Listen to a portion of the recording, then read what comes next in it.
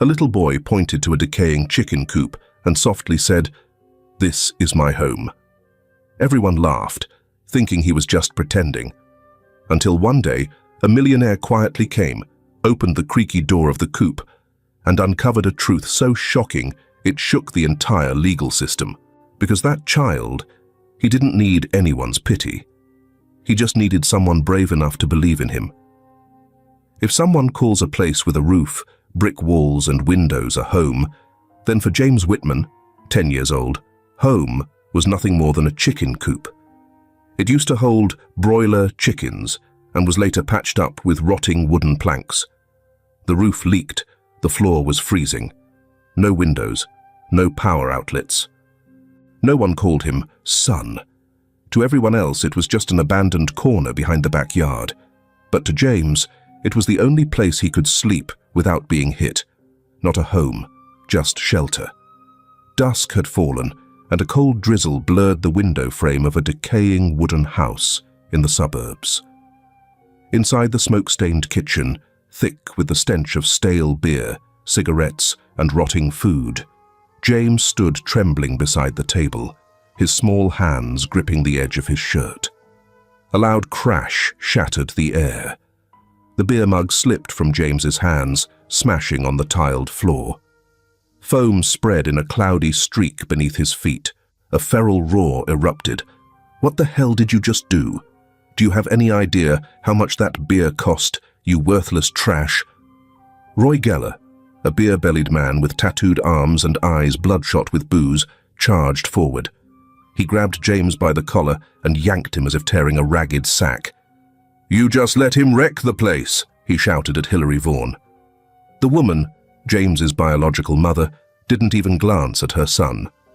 She slouched on a torn leather chair, lazily swirling a liquor bottle, like muscle memory, her voice colder than winter wind.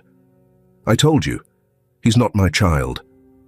Those words slashed through James's fragile soul like a blade, but he didn't cry. He stayed silent. His tears didn't fall. They sank inward, deep into his heart. Roy raised a hand to strike, but James dodged. His eyes didn't plead. They just held a quiet kind of desperation. "Get out! Go sleep under the damn streetlights, you piece of garbage," Roy spat. James stepped out into the rain, clutching a torn backpack, his small feet splashing through muddy puddles. He didn't know where he was going, only that he had to leave. Leave the fists. Leave the woman who once called herself his mother. He found shelter beneath the stairs of an old apartment building. It was damp, dark, smelled like mold. But at least no one hit him there. He placed his bag down and pulled out a damp book, 100 Rights Every Child Deserves, a tattered library hand-me-down. That book was all James had. That, and a quiet dream that one day he'd be like other kids. At that moment, a car pulled up near the building. Nathaniel Grayson, a successful real estate mogul, founder of an empire, had just wrapped up a long day. He stepped out of the car, reaching for his phone to call his driver, when he spotted James, soaked, shivering, clutching a book. "What are you doing out here in the rain?" Nathaniel asked gently.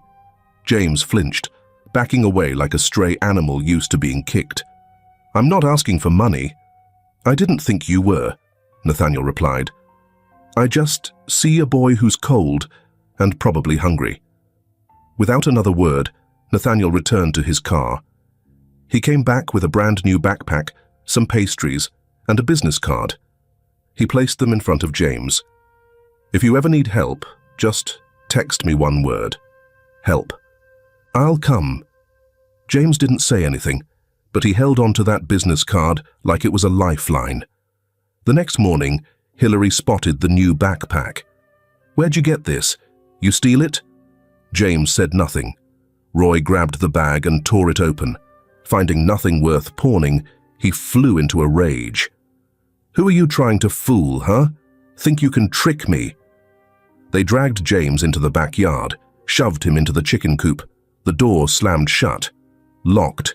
Inside, the stench was suffocating. Wind howled through cracks in the wood. James curled up and pulled out a notebook. Inside were diary entries, detailed accounts of every beating, every curse, every hopeless night. With his fingernail, he scratched a message into the rotting wall. "If you read this, please don't stay silent." In that suffocating darkness, James didn't sleep. He waited for a hand to pull him from hell, or at the very least, for the first ray of light, to pierce the coop he called home. Meanwhile, across the city, a man also couldn't sleep. In a sleek, modern high-rise, warm but hollow, Nathaniel Grayson sat by the window. He looked out over the glittering skyline. Lights, like confetti, scattered across the horizon. But not a single one could warm the emptiness in his chest. He thought of that boy, James. The wet hair, the torn shirt, the eyes cast down, but not broken. A boy who didn't cry, not because it didn't hurt, but because no one was left to cry with. And Nathaniel wondered, where is he now? The thought sliced slowly, but deeply. He stood up, didn't turn on the lights, let the city glow spill through the glass onto a framed photo on the wall. His son, a boy who was once 10, who once called him Dad, with a voice like sunlight. Nathaniel stepped closer, gently placed a hand on the photo. His eyes clouded, heavy with tears that hadn't fallen yet. "If you were still here, you wouldn't let that boy sleep on the street, would you?" A child, locked in a chicken coop. Nathaniel Grayson had no idea. To him, that rainy night had seemed like just a fleeting encounter. But as he drove through the quiet streets later that evening, the image of that boy, thin, soaked to the bone, clutching a torn backpack, shivering from the cold, but still refusing to bow his head, haunted him. James. That name etched itself into Nathaniel's mind like a silent, deep wound. Touching the part of his heart he thought had frozen over ever since his own son passed away. When Nathaniel returned to his luxurious but empty high-rise apartment, he didn't turn the lights on right away. He stood in the dark for a long time, watching the city's glow reflect off a photo hanging on the wall. His son, with bright eyes and a radiant smile. He reached out and touched an old toy car on the shelf. A thin layer of dust coated the tiny wheels. The memories came flooding back. His son's laughter in the backyard, the sound of Dad ringing through the air, a voice he hadn't heard in years. And then, James. Another boy, about the same age, but no backyard, no laughter, no toy cars, only bruises and silence. "I should have done something sooner," Nathaniel whispered, his voice hoarse, like he was speaking to a soul long gone. Winter winds sliced through the bare branches of the trees, delivering sharp, stinging cold to the skin. In the corner of a small park beside the old apartment complex, an ancient tree with gnarled roots stretched above the ground, like aged hands trying to hold on to fading memories. That's where James sat, silent and huddled. His old coat was worn thin, his eyes downcast as always, but beside him sat a new backpack and a small paper bag filled with pastries. He didn't eat right away. He was waiting. Familiar footsteps pressed against the damp ground. Nathaniel Grayson, the man who had once knelt in the rain, had come back. He didn't speak at first. His leather shoes came to a stop at the base of the tree. His long coat billowed slightly in the breeze, his hair a bit tousled, and once again his eyes settled on James. "You came earlier than yesterday," Nathaniel said, his voice deep and calm. Not a trace of pity in it, only a gentle steadiness. James gave a small nod. No smile, no greeting. But in that silence, there was acceptance. He pulled a worn book from his bag, the Child Protection Laws. The cover was creased, The corners folded like they'd been turned over and over. "I'm on Article 14, James murmured, voice just loud enough to be heard above the wind. "Every child has the right to live in a violence-free environment." Nathaniel turned his head toward him, his brows furrowed. A crease formed at the corner of his mouth. His eyes couldn't hide what he felt: bitterness, guilt, and sorrow. A man who had lost his child. Now listening to another one try to explain cruelty using the language of the law. He swallowed hard, steadying his voice. "Why are you reading that?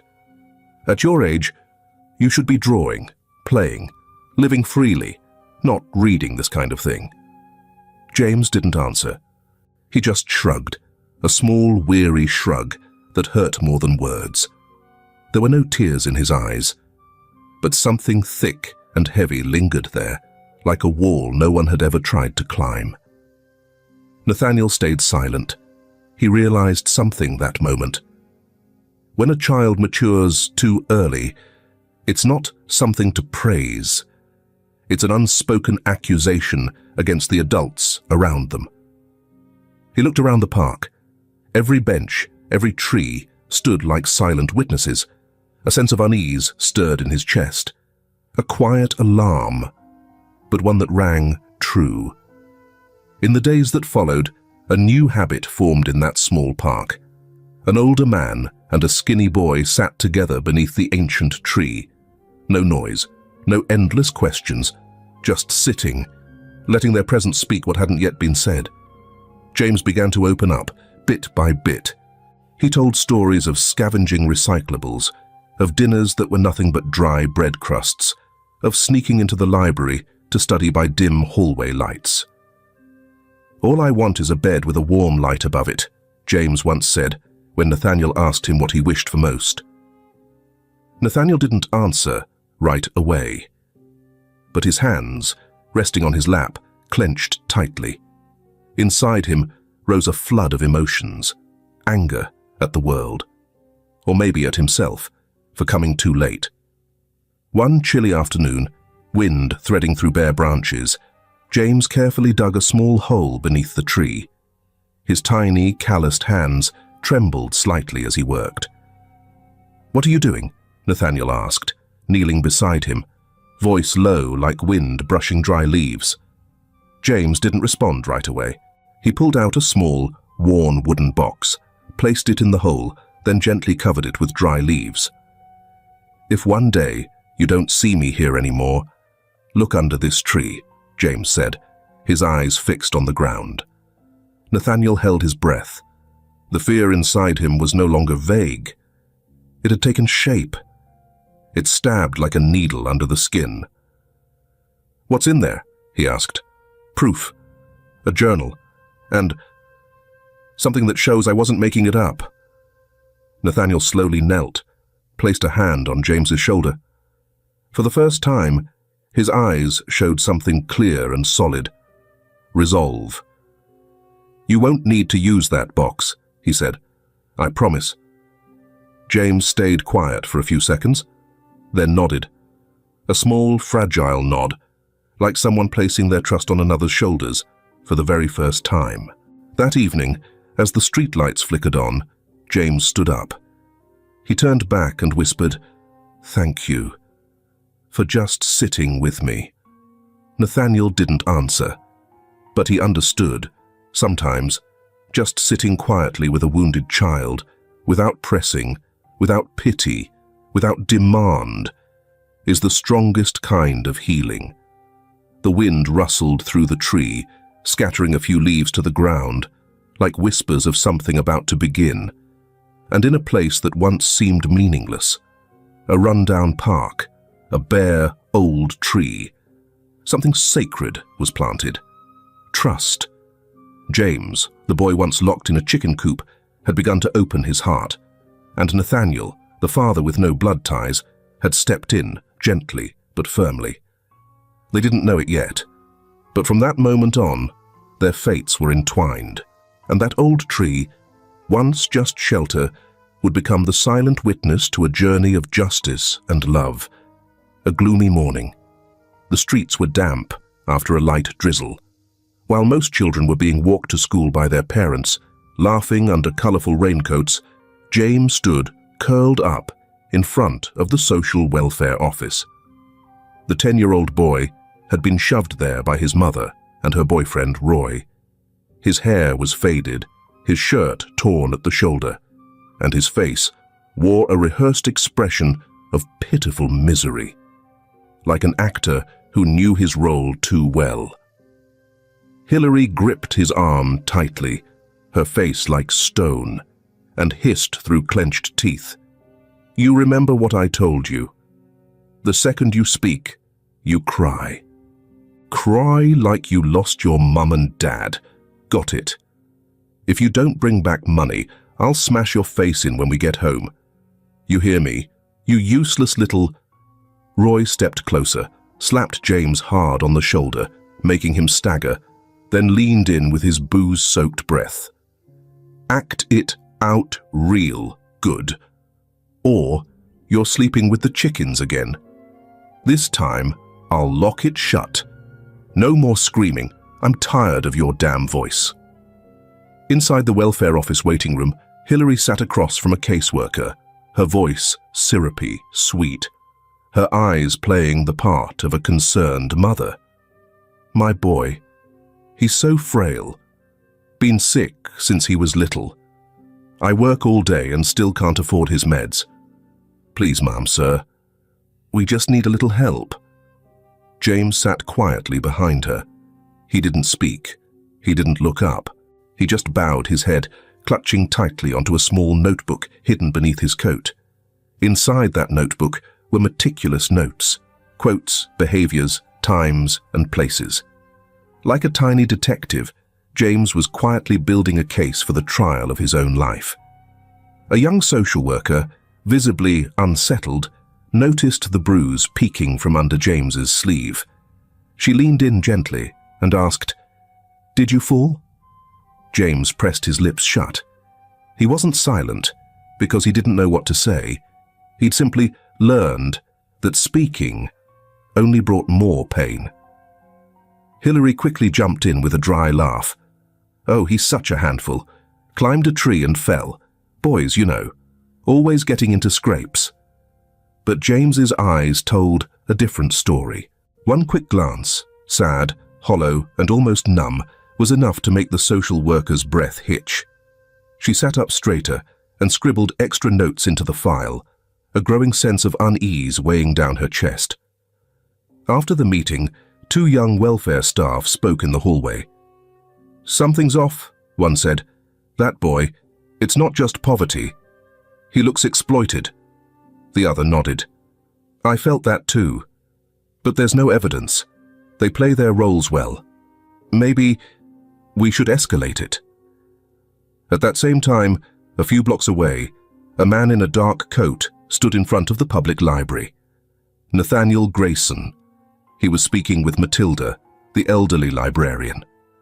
"That boy James, does he still come here every week?" Nathaniel asked, his voice slow and heavy. "Yes," she replied. "But lately he's changed. Not like the other kids. He reads law books, child protection rights, and writes down tons of notes. I used to think he was just smart. Now I think he's crying out for help." Nathaniel nodded. He didn't say that since that rainy night they met, he'd quietly started gathering every piece of information he could about James, not out of curiosity, but from a deep, instinctive pull. Save this child before it's too late. Back home, Roy forced James to follow him to collect recyclables. James dragged a heavy sack over his shoulder. His legs were scraped, his shoulders bruised. Hillary walked ahead, scanning trash bins for salvageable goods. "Move it," she snapped. "You always look like you've got something wrong in the head. Want dinner or not?" Roy found an empty beer can and threw it at James's head. "See this? Other kids are in school. You, useless waste. You should have died at birth, would have saved food." People passed by. Some glanced, but none stopped. They moved past him like wind. And James, 10 years old, frail, dragging a sack heavier than himself, became just another blur in the indifferent crowd. As daylight faded, the evening breeze swept through the streets, carrying the smell of street food. But James's stomach was still empty. He watched a group of students walk past in their crisp white uniforms, like ghosts from a world he dreamed of, but never touched. James began gathering the truth. He hid recording devices in hardcover library books. He used a discarded phone he'd found in a junkyard, charging it bit by bit, recording the yelling, Roy's threats, Hillary's insults, even his own muffled sobs. Every evening, he returned to the library. Matilda, once thinking James was just a book-loving child, began noticing the hardened look in his eyes, a look no 10-year-old should carry, cold, wary, and never begging. James took long detours, circling blocks to avoid Roy's suspicions. He wasn't allowed to visit the library. He wasn't allowed to take anything from the house. But today, he took a risk, for a dream that needed a place to hide. One evening, James quietly handed Matilda a book, A History of Children's Rights. He didn't say much, just placed it gently into her hands and whispered, "Keep this safe. There's something important inside, for someone you trust." Inside was a USB drive, a journal, the truth.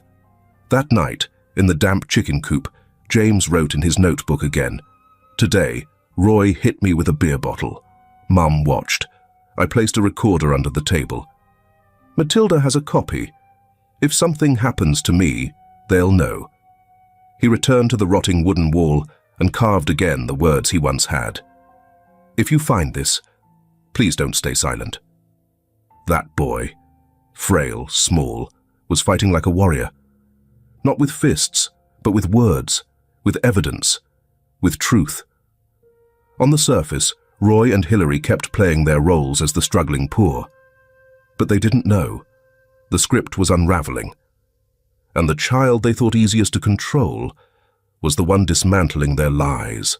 Elsewhere, beneath the old tree where two souls often met, always at night, when the city dimmed and quieted, Nathaniel continued to wait. Some nights he brought a new book. Some nights he just sat, staring into the dark as if listening to something far away. Days passed, but James didn't return. Nathaniel stood there, long after the sky turned slate grey. He placed a familiar book on the bench, Children's Rights, the one James liked. A quiet promise. He didn't know the details, but he knew something was terribly wrong. Maybe it was close now. Maybe the mask was about to crack, and the truth would finally be called by its rightful name. What James didn't know yet was this. There were adults beginning to kneel, not in pity, but to finally listen. That night, cold wind pierced through the coop's wooden walls. James lay curled in the dark, his eyes wide open. He no longer cried. Tears had long run dry, but inside him brewed a storm, not of fear, but of will. The letter hidden in the book he gave Matilda had no reply. Yet. James didn't know if this time the adults would believe him, but he kept recording, he kept writing, and most of all, he kept waiting. The next morning was overcast. James was yanked from sleep early, hurriedly shoved into an ill-fitting old shirt, and pushed into the back seat of a car. "Act properly," Hillary hissed through clenched teeth.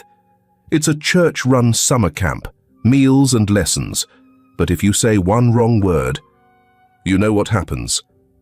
James didn't ask why his mother suddenly wanted him to go. He didn't expect much from the trip. But deep down, he hoped. Just a little. Hope that maybe, somewhere out there, someone would listen without needing him to beg. That maybe, this time, would be different. The summer camp, organized by a local church, was tucked away from the city, hidden beyond a stretch of green trees where cicadas and birds blended into the laughter of children. Canvas tents lined the field, drenched in sunlight and joy. But when James stepped out of the car, he simply stood still. 10 years old, he looked like a shadow among bright colors. He didn't run. He didn't smile. He stepped back toward a wooden bench beneath a tree, watching everything with guarded eyes. Pastor Harold Green, the camp's director, walked slowly over, a man in his late 50s with graying hair, but a smile warm as morning sun.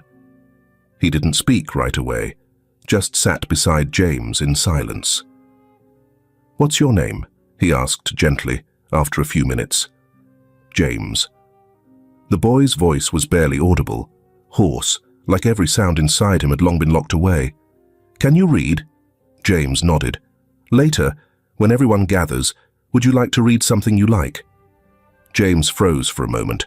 He had never stood in front of a group, never been asked what he liked.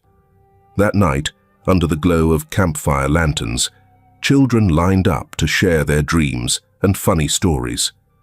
James stepped up to the small stage, his legs trembling slightly. Pastor Harold gave him a soft nod of encouragement. James held a shaky sheet of paper, but then he looked up and spoke. "I don't have a big dream. I just want a place to sleep where the door isn't locked, a light that stays on at night, and someone to ask me how my day was." A silence fell, so deep it swallowed the sound of insects in the woods. In the distance, a man stood quietly. Nathaniel. He had arranged with Pastor Harold to attend the program anonymously. As James spoke, Nathaniel closed his eyes. A weight pressed in his chest. His own son had once said those same words, before illness took him away. Pastor Harold didn't move. Those words, simple, honest, and raw, landed like a punch to the heart. The whole space seemed to hold its breath. Then someone clapped, then another. Then the entire camp rose to their feet, not out of pity, but out of respect for a boy who had dared to speak. Matilda, the librarian, was there that night too.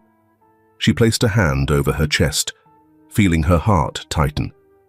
And in that moment, she saw something in James's eyes. Not just sadness, but strength. A beginning. Pastor Harold didn't just clap. He turned, walked straight to his office, pulled out a blank sheet of paper, and wrote a letter that same night to Child Protective Services, attaching a recording of James's speech. He had seen many abandoned children in his time. But James was more than hurt. He was a spark, flaring in a dark room. Not large, but bright enough to say, "Life is still here. Hope is still here." That night, Pastor Harold found Nathaniel and said, "You know that boy better than I thought." Nathaniel replied, "Because I once lost a boy just like him. This time, I won't lose again." That same evening, Nathaniel quietly texted Matilda, "Send me everything. The recordings, the journal pages, the exact address. It's time someone did what an adult is supposed to do, the right way." When James got home, Roy slapped him across the face at the front door. "What the hell were you pulling back there?" Hillary yanked the backpack off James's shoulders, rummaging through every pocket. "Nothing," she growled.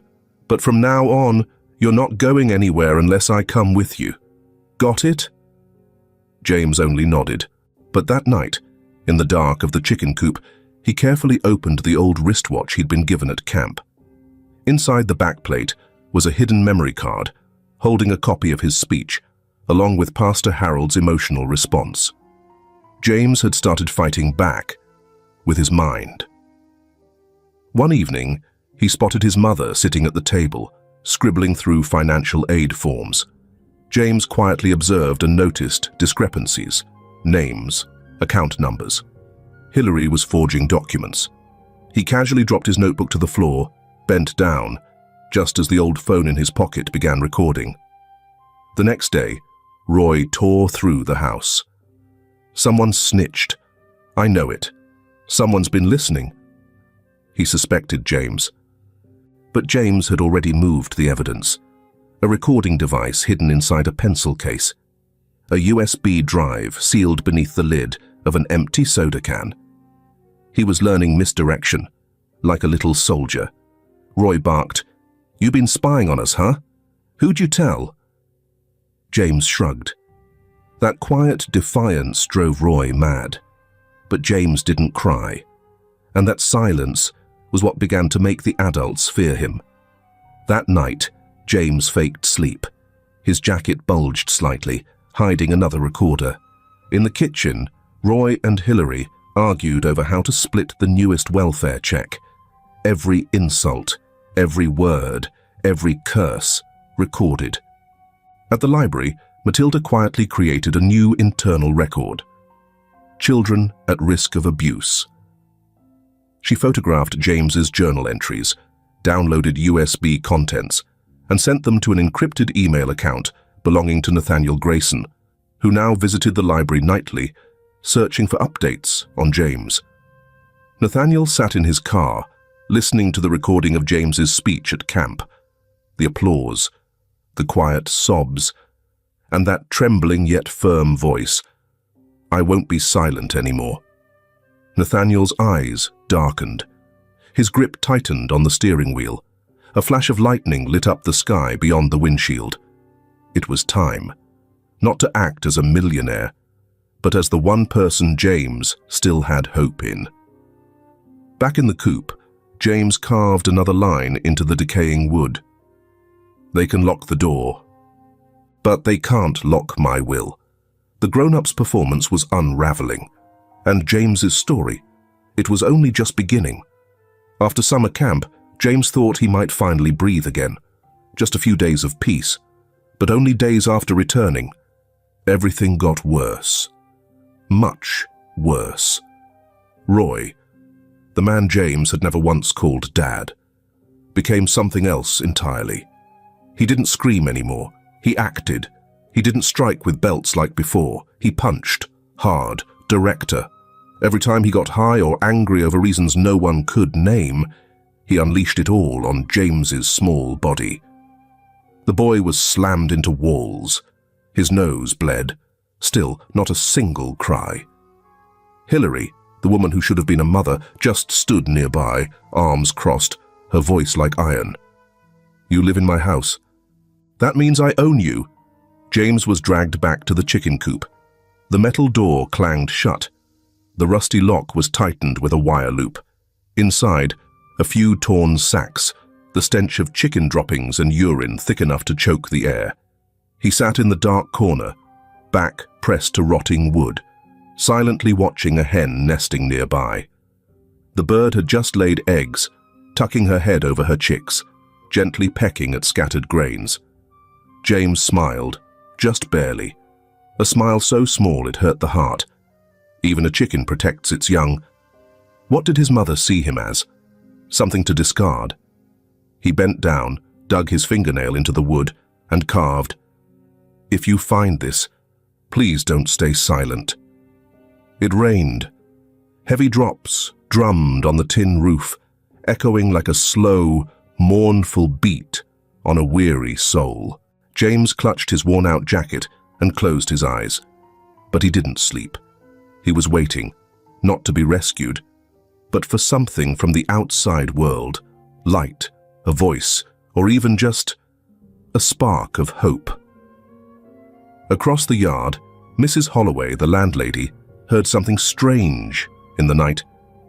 At first, she thought she imagined it, the thuds, soft cries. Then the sound of a lock slamming shut.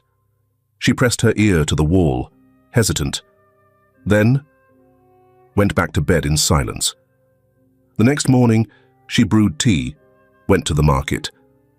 But something gnawed at her. At the vegetable stall, she spoke quietly to her neighbors. "I heard something last night, from Hillary's place. Sounded like a child being hurt. But maybe I misheard. My ears aren't what they used to be." Another woman waved her off. "That boy's always quiet. Probably did something wrong again. Everyone disciplines their kids." Mrs. Holloway pressed her lips together. She knew something was wrong. She could feel it, in the way James had once looked at her through the door crack. A silent plea, a glance that begged without words. That evening, she went straight to the police station. She told them everything, but she had no proof, no photos of bruises, no witnesses. The officer on duty sighed. "We need evidence, ma'am. Just sounds aren't enough." She left, heart sinking. That night, she didn't sleep. She stood quietly behind her curtain, eyes on the house across the yard. The coop glowed dimly with a single yellowed bulb. No sound. But in her chest, an icy wind blew, as if someone was dying quietly inside. In the coop, James pulled a small pen, a USB stick, and his old notebook from his pocket. He wrote, "I don't know if I'll be alive tomorrow, but if someone reads this, please believe me. And don't stay silent, like they did." He folded the notebook, hid it deep in a wooden crack only he knew about. His hands trembled, but his eyes shone. He wasn't begging, wasn't crying, wasn't giving in. He was waiting, for one thing only, for the truth to be heard. Even if it came from a chicken coop, from behind hay bales, or from silent screams, James believed, someone would come. And out there, someone was coming. Nathaniel Grayson, the man James had met only a few times under the old tree at night, now sat in his car, quietly reviewing the documents Matilda had sent. Photos of James, medical notes, audio from the summer camp, a copy of the message carved on the coop wall. Nathaniel looked outside. It was still raining. But his mind was clear now. It was time to stop standing on the sidelines. Time to open a door. Inside him burned a quiet fury. The fury of powerlessness, of once being too late to save his own son. This time, he wouldn't be. He turned on the car light and flipped to the last page, a photo of James at summer camp, speaking on stage. Eyes lit, shoulders thin but upright. That boy had stood up. Now it was time for the adults to act. He picked up his phone and texted Matilda.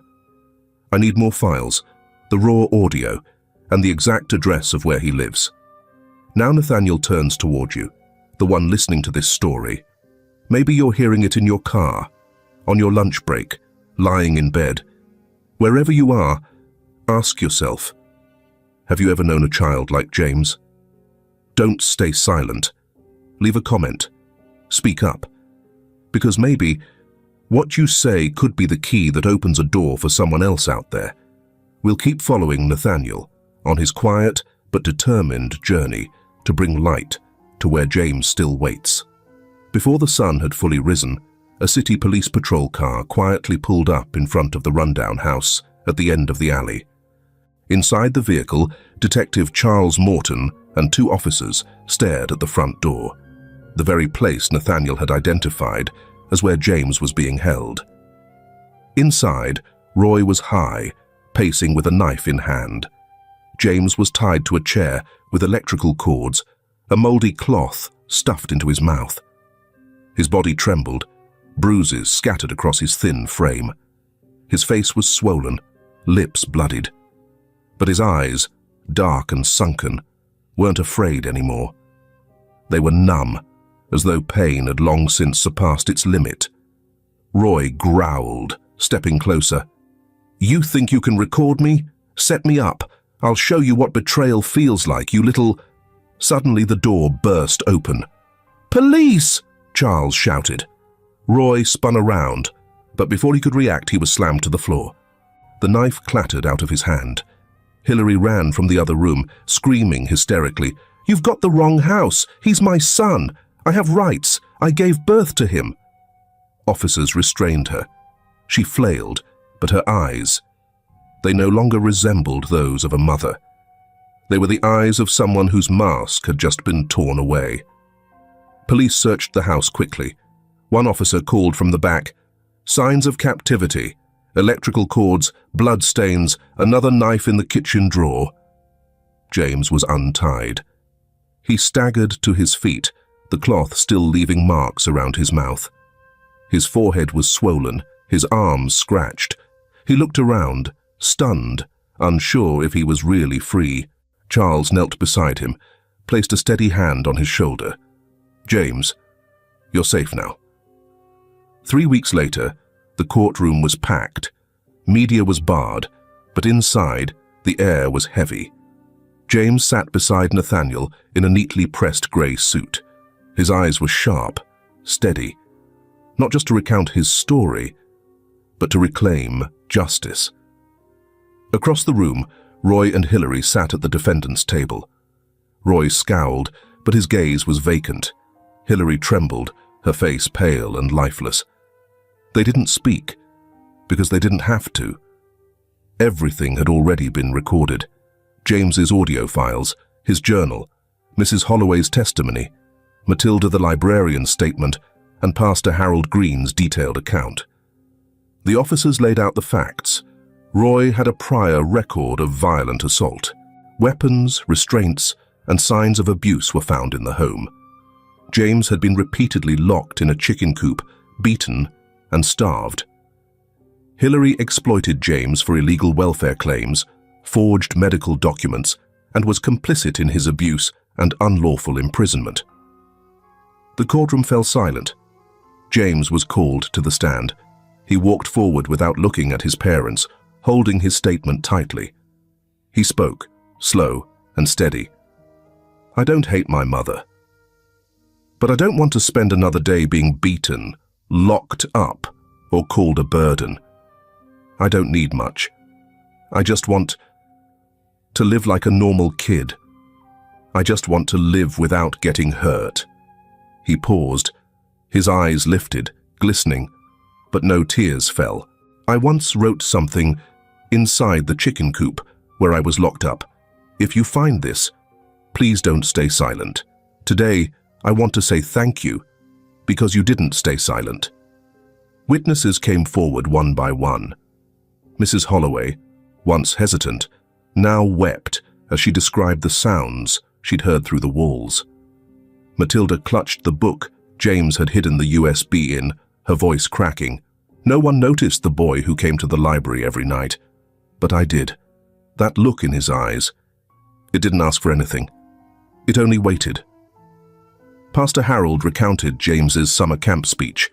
The recording played, and the entire courtroom held its breath. Finally, Nathaniel stood. He wore a dark blue suit, elegant but simple. In his hand, a thick file. It contained documentation of assets, audited tax records, psychological evaluations proving a healthy living environment, and enrollment confirmations in post-trauma therapy programs for James, led by top specialists. "Your Honor," he began, his voice deep, calm, resolute. "I didn't give life to James, but I am ready to be his father. I cannot replace the years he lost, but I promise I will help him rebuild what comes next." He glanced at James, his eyes misty but unwavering. "I currently serve as the CEO of Grayson & Partners, a global financial investment firm headquartered in New York. My net worth is estimated at $340 million. I've established the James Whitman Trust Fund to ensure his right to lifelong education and protection, regardless of my future circumstances. I've submitted all documentation regarding living conditions, support teams, and mental health specialists. I believe that when the court decides guardianship, it should not only consider blood, it should consider the heart. And my heart chose James the moment I saw him huddled under the stairs in the rain." James looked up at him with eyes full of trust. For the first time during the trial, he smiled. The judge nodded. His voice rang out, "After reviewing the evidence, witness statements, and living arrangements, the court hereby grants full legal guardianship to Mr. Nathaniel Grayson." The room exhaled. Nathaniel turned to James. He didn't speak. He simply opened his arms. James stood still for a second, then ran into them. His small shoulders shook. His head rested on Nathaniel's chest. For the first time in his life, he felt peace without conditions. He looked up. Tears shimmered in his eyes, but they weren't tears of pain. They were tears of belonging. And then he whispered, soft, but enough to move everyone. "Dad, we have a home now." Nathaniel nodded, arms tightening around him, as if to make up for all the years lost. Roy was sentenced to 25 years in prison for child abuse, use of deadly weapons, unlawful imprisonment, and welfare fraud. Hillary received 18 years for complicity, fraud, and child endangerment. As Roy was escorted out, he screamed, "You ungrateful brat! I raised you all these years." Hillary said nothing. She simply lowered her head, avoiding James's gaze. A gaze no longer filled with hatred, just release. The courtroom doors closed. One chapter ended, another began, with two quiet, powerful words: freedom and family. As the courtroom doors closed behind him, James stood quietly in the hallway, his legs trembling, but there was no fear in his eyes. No ropes, no more Roy shouting, no more cold, empty stares from a mother who once left him to sleep in a chicken coop. Nathaniel approached and knelt down on one knee in front of him. "You did so well," he said, voice low and shaking with emotion. "From today on, you're not alone anymore." James looked at him, eyes red but dry. What he felt was something unfamiliar. Safety. "I don't know how to live without being afraid," James whispered. Nathaniel gently held his small hand. "Then we'll learn together. One step at a time. You and me." James nodded. He didn't smile. But inside, something shifted. A soft heartbeat in a place once filled with darkness. After the trial, James's story spread across news outlets nationwide. The image of the words carved into rotting wood with a fingernail. "If you find this, please, don't stay silent," moved millions to tears. News anchors condemned the mother and her partner for their cruelty. But hearts also swelled at the sight of Nathaniel Grayson, wealthy, once broken, standing before the press, declaring, "I won't just provide for James financially. I'll give him the love he should have had from the beginning. If he'll let me, I'll be not just a father, but also the mother he never had."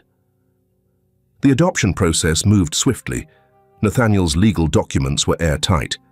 A respected businessman with a clean record, verified assets, and a public history of charitable work, he had already proven, both in testimony and through action, that he was worthy of guardianship.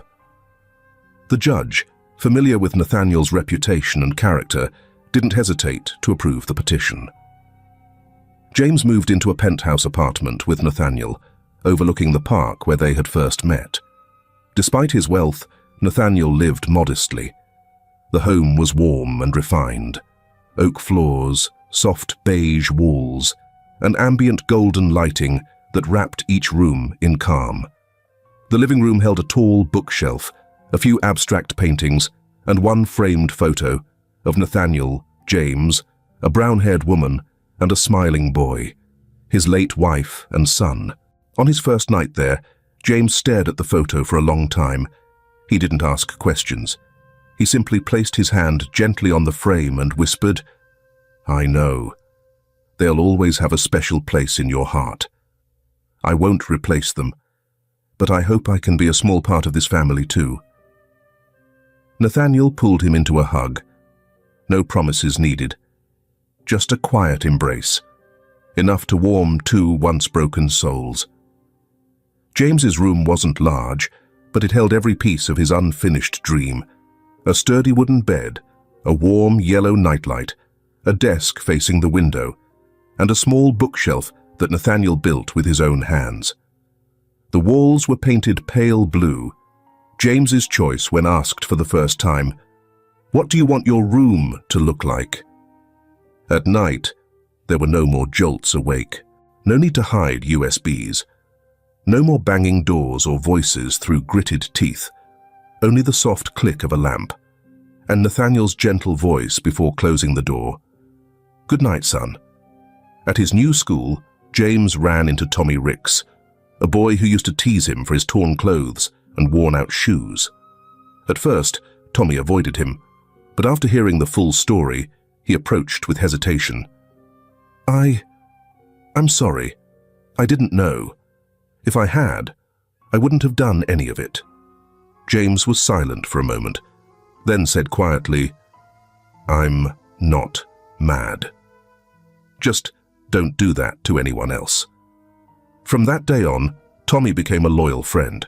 During the citywide student competition, James, guided by Tommy, presented a speech titled, "I Once Lived in a Chicken Coop."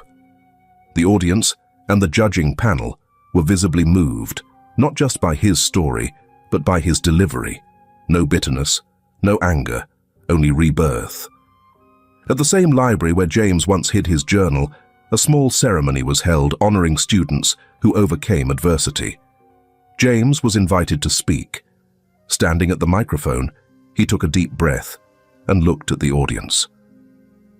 "I used to live in a chicken coop. Now, I have a light, a bed, and someone who calls me son. I'm not telling this to get pity. I'm telling it because maybe somewhere out there, another child is scratching something into a wall no one sees. And I want to say to them, and to all the adults, please, don't stay silent." The entire room rose in applause. Matilda, the elderly librarian, wiped away tears. Detective Charles Morton, now a close friend to both father and son, stood quietly in the back, smiling. That night, James returned to his small, peaceful room. He turned on his nightlight. The gentle glow washed over the ceiling, painting the space with the peace he once only dreamed of.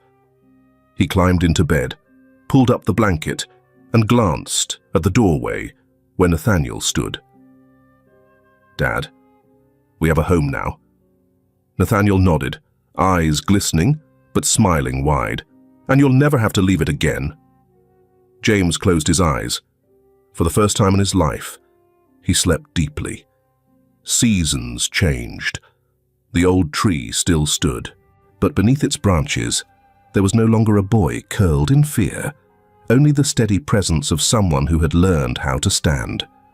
15 years later, morning light spilled over the rows of red brick buildings where the city's child protection unit was headquartered. A police cruiser pulled up to the curb. The door opened, and a tall man in a long coat stepped out, his stride steady, his shoulders squared. The nameplate on his chest read, "Detective James Whitman, Child Protection Unit." With a sharp yet gentle gaze, James had become a living symbol of resilience.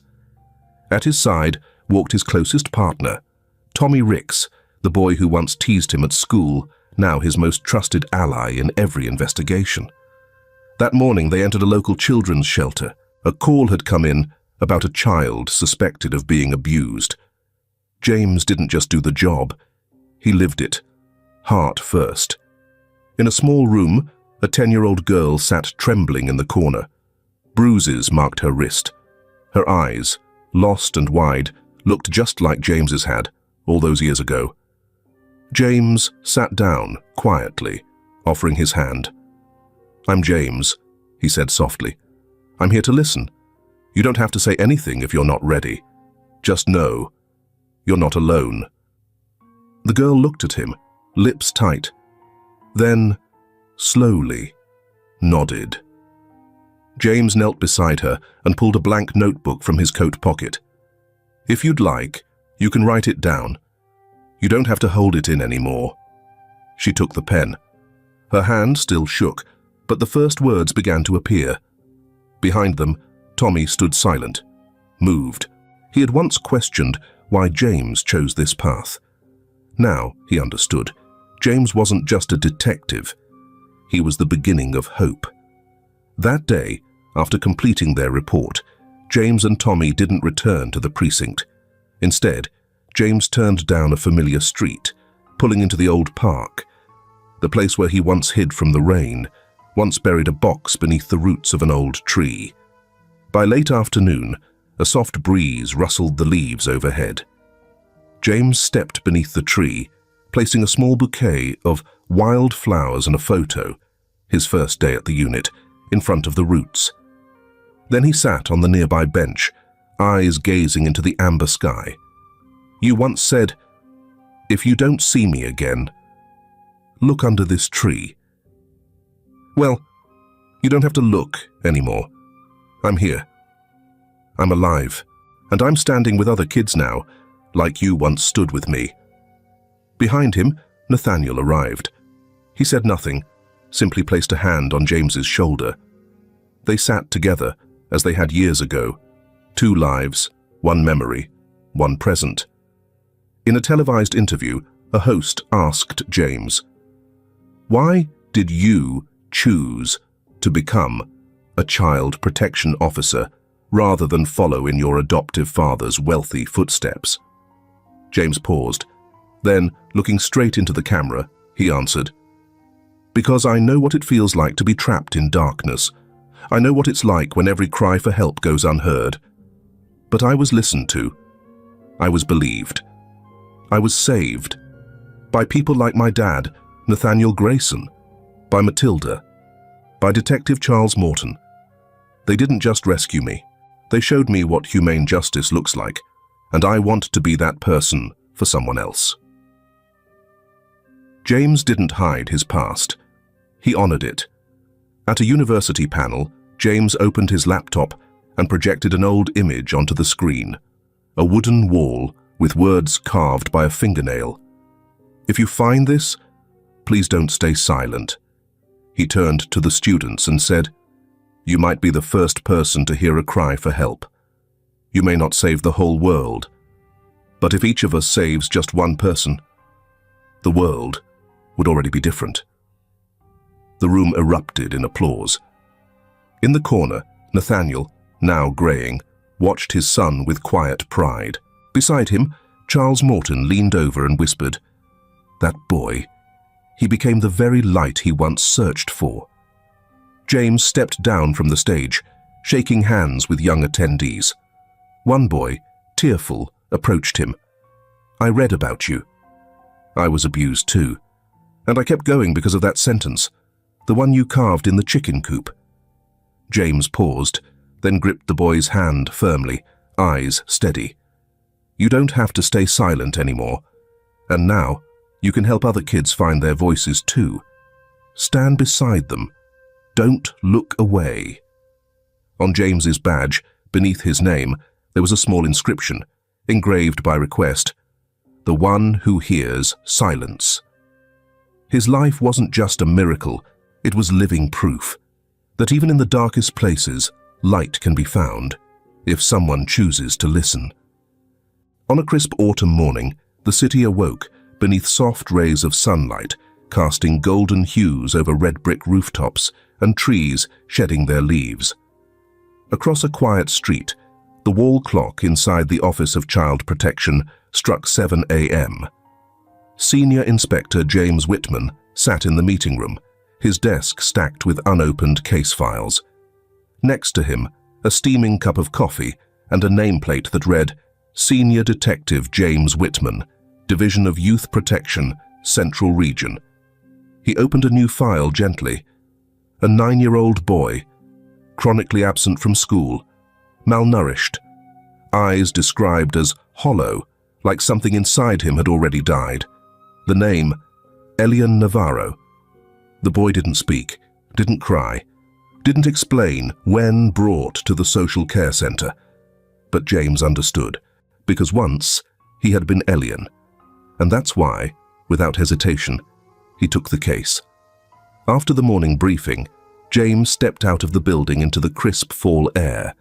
A breeze stirred the trees and brought with it the scent of damp earth and old memories. He walked to the shelter where Elian was staying. Inside a pale blue room, Elian sat curled in a chair, staring out the window with an empty gaze. James sat down beside him, not facing him. He didn't force eye contact. "Hi, Elian," he said quietly. "I'm James. I once went months without talking to anyone, but the first person who sat next to me without asking anything helped me survive. So if you don't want to say anything today, that's okay. We can just sit here." Elian turned, startled. 1 second, 2 seconds, then his eyes softened, just slightly. It wasn't trust yet, not even acceptance, but it was a beginning, a thread of healing. James began taking Elian on afternoon walks through the city park, the same place he once hid from the rain. They walked slowly, no destination, no pressure. James talked about the trees changing color, about a baby bird that had lost its mother but still learned how to fly, and about a boy named James who once lived in a chicken coop but still found a home. As the days passed, Elian began to ask small questions. "Were you scared? Why didn't you just run away?"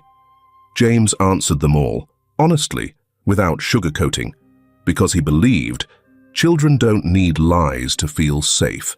They need truth, and someone strong enough to walk them through it.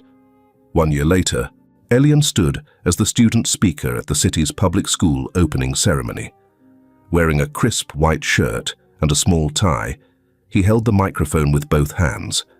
Hundreds of students, teachers, and parents watched in silence. "I used to think no one heard me. I thought if I disappeared, no one would notice. But then, someone sat next to me. They didn't ask questions. They didn't speak. They just stayed. And because of that, I'm still here." He paused, then looked down at the front row where James was seated. A small smile crossed his face. "I've learned sometimes what we need most isn't someone to save us, but someone who won't leave when we're at our weakest." The crowd rose in applause. The room filled with warmth. James sat still, not overwhelmed but deeply aware. What he had once done quietly, instinctively, had become someone else's light. And now that light was passing from hand to hand. On International Children's Day, the city honored citizens for outstanding contributions to child protection.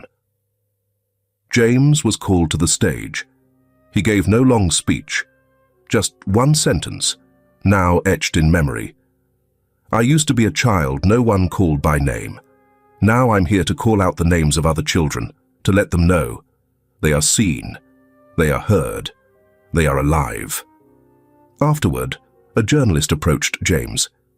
"If you could go back to that day, when you were locked in the chicken coop, what would you say to your younger self?" James paused, then looked directly into the camera. "Don't be afraid. The light is coming, and one day you'll stand in that light to help light the way for someone else." Years passed. Nathaniel Grayson grew old. His hair turned silver, his walk slower, but his eyes still shone. At a ceremony where James was awarded an honorary doctorate in children's rights law, Nathaniel sat front row, his trembling hands clapping non-stop. James's thesis, building a proactive child protection system, from prevention to rapid response, was recognized as groundbreaking. In his acceptance speech, James didn't speak of pain. He spoke of gratitude. "I thank the man who pulled over on a rainy night because he saw a wet boy holding a book. I thank the librarian who kept my truth safe. I thank the pastor who believed in a speech from a child no one believed. And I thank my father who didn't ask questions but stayed beside me. Sometimes saving someone doesn't take power. It just takes staying." The crowd stood, applauding. Nathaniel wiped away tears.